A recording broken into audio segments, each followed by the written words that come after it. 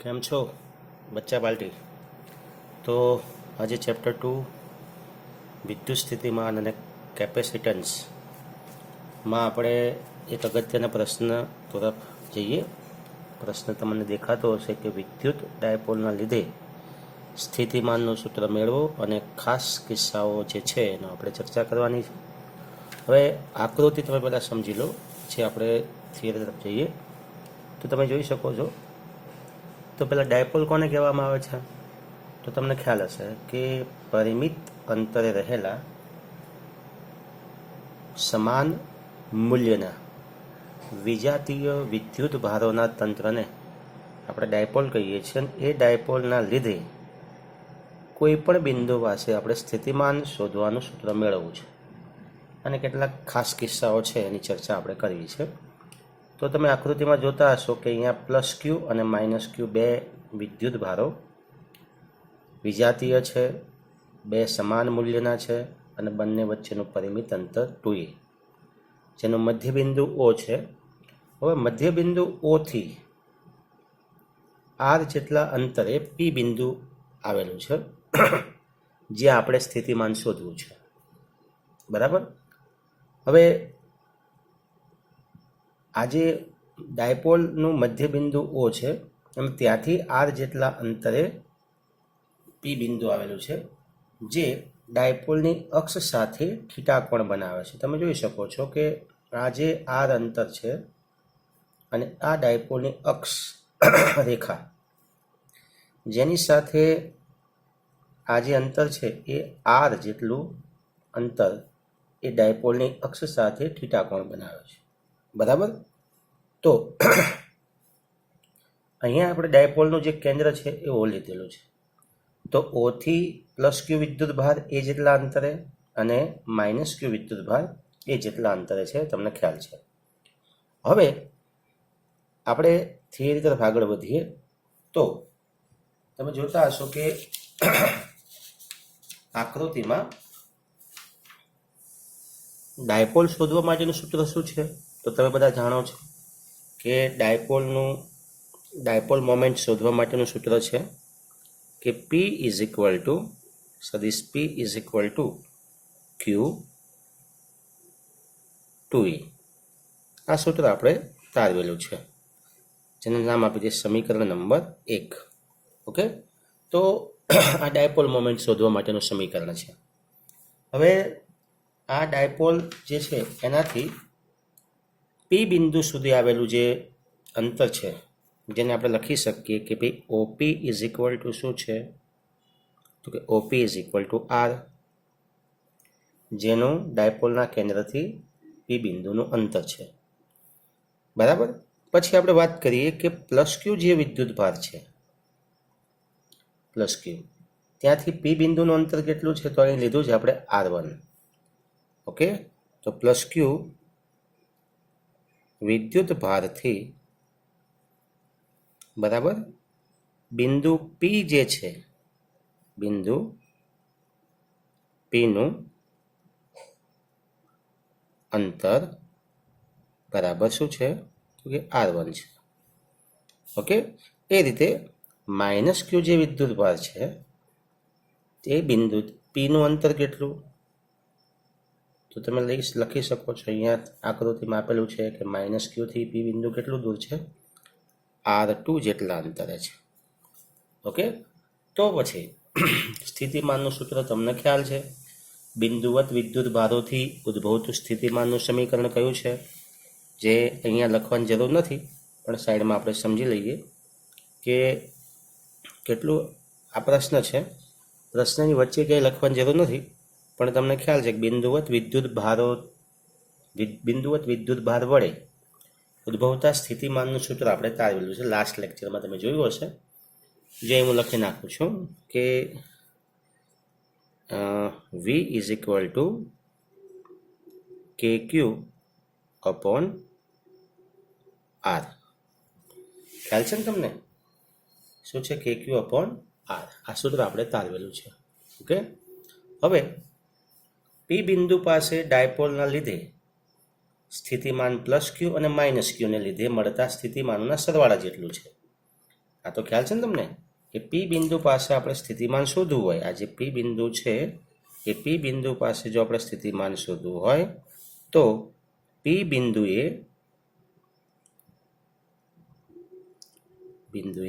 સ્થિતિમાન કોના લીધે હશે? તો કે પી બિંદુએ સ્થિતિમાન પ્લસ ક્યુ અને માઇનસ ક્યુ વિદ્યુત ભારોના લીધે છે, બરાબર? આ વિદ્યુત ભારોના લીધે, અને કોના જેટલું હશે? તો કે બંનેના સરવાળા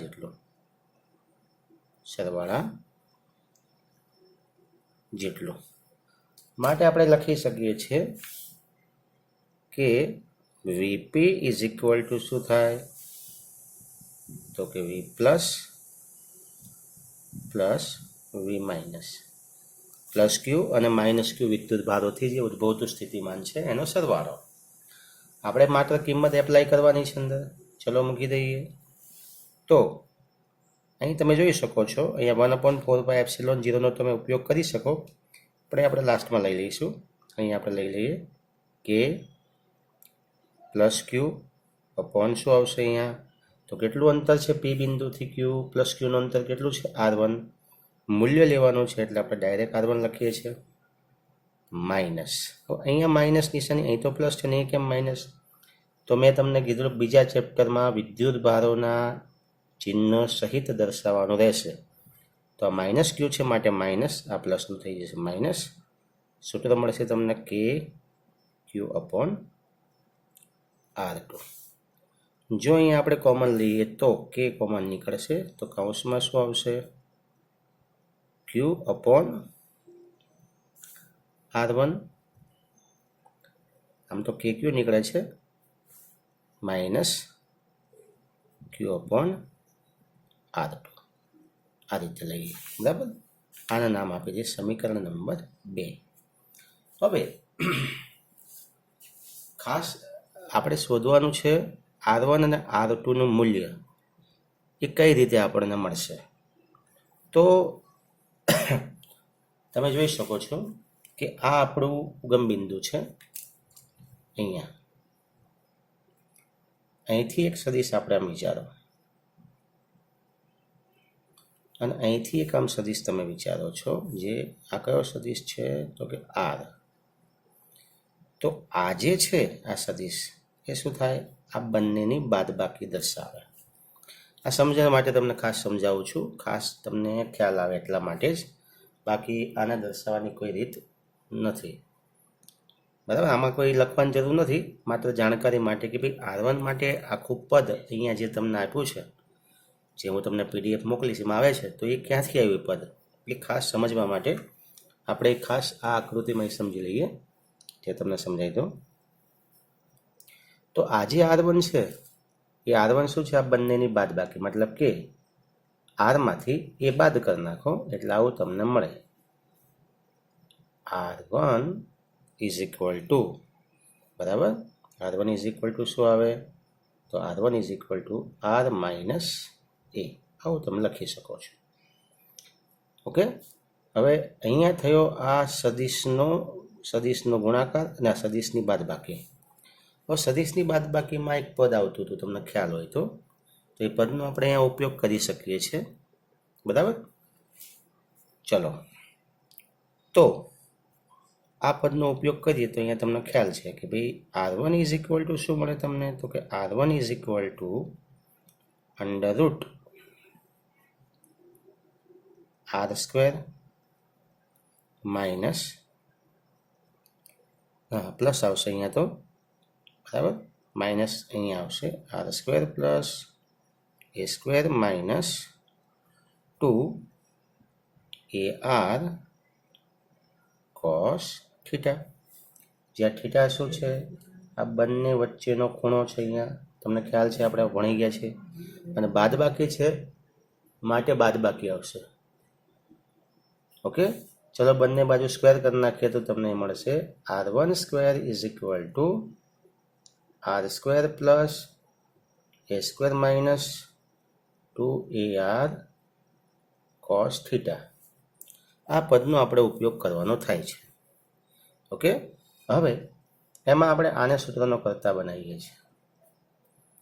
તો આને જો સૂત્રનો કર્તા બનાવો તમે તો તમને એ મળશે 2ar cos theta is equal two શું આવશે અહીંયા? તો અહીં તમને મળશે, હવે આ જે છે માઇનસ પદ છે એટલે આને આપણે શું કરીએ, આ બાદ લઈ જઈએ છીએ તો તમને મળશે R square plus A square minus r1 square.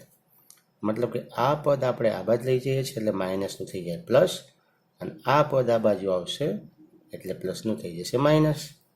ચલો એમાં પણ હજુ આપણે કોસ થીટા જે છે એને સૂત્રનો કરતા બનાવીએ. તો cos theta is equal to, ચલો શું આવશે? Cos theta is equal to, cos theta is equal to R square plus A square minus r1 square by 2ar આવું પદ તમને મળશે. ઓકે, આનો આપણે ઉપયોગ આપણે આ સૂત્રમાં કાંઈક કરવાનો થાય છે. આ વસ્તુ ખાસ યાદ રાખજો. ઓકે, તો હવે આગળ ચાલીએ. તો આ પદ જે તમને મળ્યા છે એનો આપણે બંને રીતે ઉપયોગ કરી શકીએ. હવે એ જ રીતે તમારે r2 શોધવું હોય તો તમે જોઈ શકો છો, ફરી આપણે એ જ થિયરી વાપરીએ કે આ ઉગમ બિંદુમાંથી તો આ ખૂણો કેટલો બનશે? એ ખૂણો બનશે પાઈ માઇનસ થીટા. ફરી તમે આ પદનો ઉપયોગ કરો તો શું આવશે સૂત્ર? જે તમને દર્શાવ્યું છે ઉપર મુજબ એ જ રીતે તમે આને સાબિત કરી શકો છો. આ સાબિતી છે એ જ રીતે તમને આ સૂત્ર ઉપરનું મળશે, બંને રીતે મળશે. ઓકે, તો હવે કોઈ કન્ફ્યુઝન નથી ને આમાં? તો આપણે આમાં આગળ ચાલીએ. તો હવે આપણી પાસે સમીકરણ કયું આવ્યું? તો ફરી હું તમને કહું છું, આપણે આ જ સમીકરણનો ઉપયોગ કરવાનો છે. આનો જ આ જે છે આપણું મુખ્ય સમીકરણ છે, આનો આપણે ઉપયોગ કરવાનો છે. ઓકે, તો ચલો અહીંયા આપણે એને લઈ લઈએ. તો r1 square is equal to R square plus A square minus 2ar cos theta. ચલો આમાં આપણે શું કરીએ છીએ તો ખાસ સમજી લેજો. અહીંયા આપણે આર સ્ક્વેર જે છે એને કોમન કાઢી લઈએ. ચલો હવે આર સ્ક્વેર કોમન કાઢો તો અંદર શું રહેશે? તો અહીં તો આર સ્ક્વેર એ બહાર આવી ગયું તો અહીંયા થઈ જશે પ્લસ 1 પ્લસ. ચલો અહીંયા તો છે જ નહીં આપો, તો અહીંયા શું થશે? A square by R square minus અહીંયા એક આર છે પણ અહીંયા તો આર સ્ક્વેર છે એટલે શું આવશે? 2a cos theta by R. આવું પદ તમને મળે. ઓકે, આ જ રીતે આપણી પાસે જે બીજું સૂત્ર આપણે તારવેલું છે એ સૂત્રનો આપણે ઉપયોગ કરીએ. તો r2 square is equal to R square plus A square બરાબર અહીંયા થઈ જશે માઇનસનું પ્લસ, કારણ કે કોસ પાઈ માઇનસ થીટા એટલે પ્લસ થઈ જશે. ઓકે, તો એનો આપણે ઉપયોગ કરવાનો થાય છે. અહીંયા સમજ પડે ને? તો અહીંયા શું આવશે? r2 square is equal to R square plus pi minus theta છે એટલે એટલા માટે આનો ઉપયોગ કરીએ છીએ આપણે. ઓકે, તો અહીં તમે જોઈ શકો છો કે અહીંયા આવશે પ્લસ શું આવશે? 2ar કોસ થીટા બરાબર, કારણ કે કોસ એ માઇનસ શું થાય છે? ગળી જાય છે એટલે થઈ જશે પ્લસ. ચલો અહીંયા તમે ફરી ચલો આર જે છે આર સ્ક્વેરને કોમન કાઢો છો તો અહીંયા શું આવશે? 1 plus A square by R square plus શું આવશે? 2a કોસ થીટા બાય આ પદ તમને મળશે. ઓકે, આને આપણે નામ આપી દઈએ સમીકરણ નંબર 3 અને આ સમીકરણ નંબર શું છે? 4 છે. હવે આનો આપણે ઉપયોગ કરવાનો છે, પણ અહીંયા તમે જુઓ આ બંને જે પદ છે ને એ તો છેદમાં છે, છેદમાં આપણે એનો ઉપયોગ કરવાનો થાય. અને પાછા R1 જ છે, અહીંયા 1/R1 છે ને ત્યાં આપણે એનો ઉપયોગ કરવાનો થાય છે. તો પછી આપણે શું કરશું બંને પદને? તો અહીંયા આપણે દ્વિપદી પ્રમેયનો ઉપયોગ કરીને આ પદની સાબિતી આપી શકીએ. આપી શકાય ને? તો ચલો આ જે પદ છે એને આપણે લખીએ તો 1/R1. ચલો 1/R1 લખીએ તો અહીંયા શું થશે? 1/R1. તો અહીંયા આ જે પદ છે ને એ દ્વિપદી પ્રમેય અનુસાર આપણી પાસે જે મૂલ્ય છે ને એ આરનું મૂલ્ય R વેરી ગ્રેટર ધેન એ છે. અને આ શરતને આધીન આ જે શરત છે ને એ શરત અનુસાર આને આપણે શું કરી શકીએ? અવગણી શકીએ. તો આને પણ શું કરી શકીએ? અવગણી શકીએ. તો હવે અહીં પદ બાકી શું રહ્યું? R1² અને અહીંયા શું આવશે? R2². તો R1² ઇઝ ઇક્વલ ટુ શું આવે? તો કે R1² ઇઝ ઇક્વલ ટુ અહીં તમે લખી શકો છો R1² ઇઝ ઇક્વલ ટુ આ પદ પણ ક્યાં આવશે હવે છેદમાં? તો 1/R1 જે છે એને રૂટ કરી નાખીએ તો 1/ અહીંયા પણ શું આવશે? R. કૌંસમાં શું આવશે? તો આખું જે પદ છે એ ક્યાં જશે? છેદમાં જાય ને. પણ એ છેદમાંથી આપણે એને અંશમાં લઈ લઈએ તો જો રૂટ થાય છે. યાદ રાખજો R1² નું અહીંયા આપણે શું કર્યું છે? R1 કર્યું છે. ઓકે, તો એ બાબતને ધ્યાનમાં રાખીએ આપણે. તો તમે જોઈ શકો છો તો અહીંયા આવશે 1 - 2a cos θ/R. આનું જેમ રૂટ કર્યું એમ અહીંયા રૂટ કરવું હોય તો શું આવશે? તો -1/2. રૂટ ખરું એટલે આખું પદ છેદમાં અને છેદમાંથી પાછું આપણે લીધું છે અંશમાં, એટલે આ રીતે 1/R1 is equal two 1/R. ચલો આને સ્ક્વેર રાખીએ તો અહીંયા પણ સ્ક્વેર રહેશે. આખું પદ ક્યાં આવશે? અહીંયા. તો આ પદ આવશે 1 પ્લસ એટલે -2a cos θ/R. બરાબર, આવું પદ તમને મળે. હવે આને તમે અંશમાં લઈ જાઓ છો અને પાછું રૂટ કરો છો તો અહીંયા રૂટ કરો એટલે અહીંયા આવશે 1/R1. આનું રૂટ કરો તો 1/R. આનું રૂટ કરો તો શું આવશે? 1/2. અને એને અંશમાં લઈ જાઓ એટલે -1/2. ખ્યાલ આવી ગયો કઈ રીતે આખું પદ આવે છે? સમજણ પડે છે ને? તો આ રીતે આપણે એને સમજવાનું છે.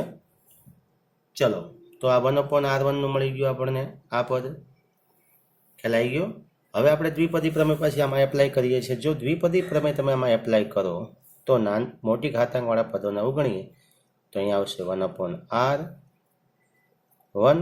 આને તમે ગુણાકારમાં લઈ લો તો શું આવશે? માઇનસનું થઈ જાય. પ્લસ 2a જે છે એની જગ્યાએ આ 2 છે એટલે આવું થશે 2a cos θ/2R. ચલો આ બંને ઉડી જશે એટલે આખું પદ શું થયું? 1/R1 માટે 1/R કૌંસમાં 1 પ્લસ a cos θ અપોન શું આવશે? R. આવું તમને મળે. ઓકે, આવેનું સેમ પોઝિશન આ જે સૂત્ર છે એમાં આવશે. સમજી લેજો ખાસ. બરાબર, ચલો એના માટે પણ હું લખી નાખું છું કે 1/R2 ડાયરેક્ટ લખો એટલે ખ્યાલ આવશે ને. ચલો 1/R અને કૌંસમાં શું આવશે?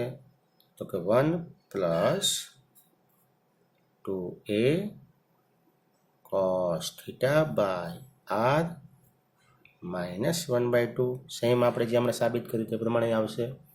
અને આને જો દ્વિપદી પ્રમેય એપ્લાય કરીએ તો આનો ગુણાકાર અહીંયા એટલે 1/R કૌંસમાં 1 માઇનસ અહીંયા પણ 2a cos θ/2R. આ જે 2 છે ને નીચે ગુણાકારમાં આવે છે તો આ 2 ઉડી ગયા. તો 1/R2 is equal two 1/R કૌંસમાં 1 માઇનસ a cos θ/R. આ પદનો આપણે ઉપયોગ કરવાનો થાય. ચલો તો આને નામ આપી દો આ જે સમીકરણ છે એ સમીકરણ આપણને મળી ગયું 5 અને આ જે સમીકરણ મળ્યું એ આપણું સમીકરણ નંબર 6.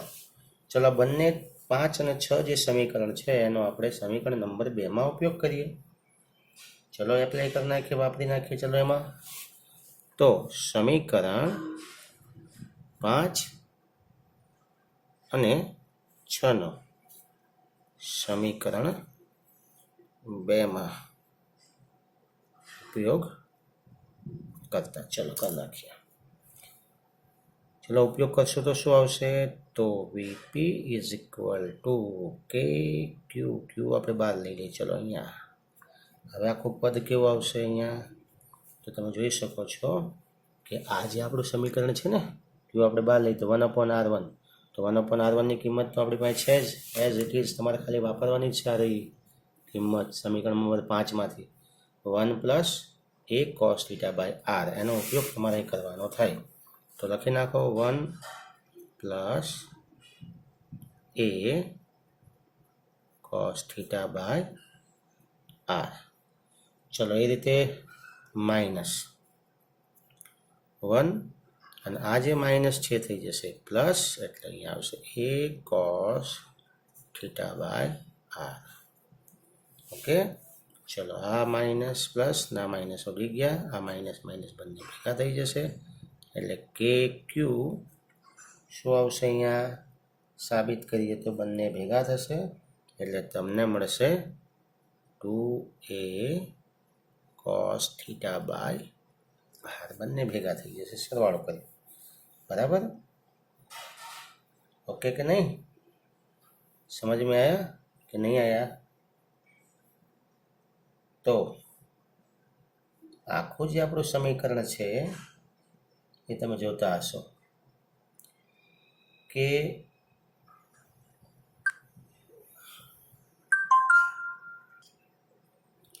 ચલો હજુ અહીંયા આ જોયું આપણે કે આગળ અહીંયા બંનેમાં 1/r1 1/r છે એટલે અહીંયા r આવશે. તો અહીંયા r તો છે જ. તો તમે જોઈ શકો છો આ કિંમત મૂક્યા પછી r ઇન્ટુ r શું થાય? તો કે ક્યુ કૌંસમાં 2a cos θ અપોન શું આવશે? r². પણ તમે જોઈ શકો છો q2a ઇઝ ઇક્વલ ટુ શું થાય? તો પહેલાં આપણે મૂકી દઈએ 1 k માટે 4πε0 ઇન્ટુ ક્યુની જગ્યાએ આવશે p cos θ અપોન શું આવશે? r². તો આ જે તમને સૂત્ર મળ્યું એ સૂત્ર ડાયપોલ વડે કોઈ પણ બિંદુ પાસે વિદ્યુત સ્થિતિમાન શોધવા માટેનું સમીકરણ છે. ઓકે, હવે અહીંયા જે આપણને p cos θ મળ્યું છે એની જગ્યાએ આપણે એક બીજા પદનો ઉપયોગ કરી શકીએ કે p cos θ દિશા દર્શાવવા માટે તો p ઇન્ટુ r કેપ. આનો ઉપયોગ તમે કરી શકો છો. તો આનો ઉપયોગ જો આપણે કરીએ તો અહીં તમને મળે vp is equal to 1/4πε0 into p r cap upon શું આવશે? r². બરાબર? આ સૂત્ર થયું ડાયપોલ વડે કોઈ પણ બિંદુ પાસે વિદ્યુત સ્થિતિમાન શોધવા માટેનું સમીકરણ. હવે બીજી એક બાબત, આ જે ખાસ સૂત્ર છે એ કોના માટે છે? જો યાદ રાખજો, r very greater than a માટે સાબિતી છે. તો આ સૂત્ર આ પ્રશ્ન તમારા માટે ખૂબ જ મહત્વનો છે. જે પ્રશ્ન છે એને ખૂબ જ ધ્યાનથી તમે સમજીને પછી જ આપણે આગળ આ સૂત્ર તારવજો જેથી તમને કોઈ મુશ્કેલી ના પડે. ડાયપોલની અક્ષ, હવે આ બે બાબતો આપણે થોડી સમજી લઈએ, વિશિષ્ટ બાબતોને ધ્યાનમાં લઈએ. તો જે ખાસ બાબતો છે ને એમાં પહેલી ખાસ બાબત છે કે ધારો કે ડાયપોલની અક્ષ પર વિદ્યુત સ્થિતિમાન હોય તો ડાયપોલની અક્ષ પર કોઈ સૂત્ર હોય તો શું ત્યાં θ ઇઝ ઇક્વલ ટુ શું આવે? 0 અથવા પાઈ. તો બંને સ્થિતિમાં ડાયપોલની અક્ષ પર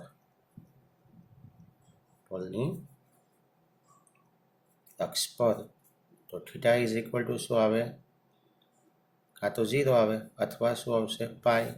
આ બંને સ્થિતિમાં તમે કિંમત મૂકો cos θ તો cos 0 ઇઝ ઇક્વલ ટુ 1 થાય અને cos પાઈ મૂકો તો -1 થાય.